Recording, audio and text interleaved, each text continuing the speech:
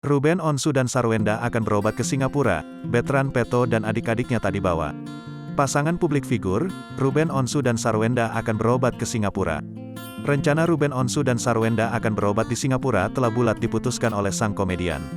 Ruben Onsu dan Sarwenda akan berobat di Singapura pada pertengahan Juli tahun 2022. Diketahui kalau Ruben Onsu sakit, demikian juga Sarwenda. Sampai saat ini belum diketahui pasti terkait penyakit yang diidap keduanya hingga sampai memutuskan untuk berobat ke luar negeri. Di minggu ketiga saya mulai cuti untuk berobat, ujar Ruben Onsu di kawasan Lebak Bulus, Jakarta Selatan, baru-baru ini.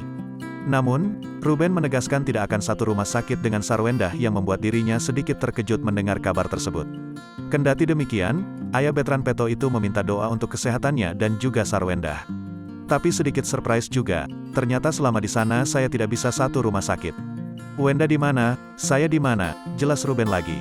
Ruben Onsu dan Sarwenda akan menghabiskan waktu cukup lama di Singapura tanpa ketiga anak-anaknya.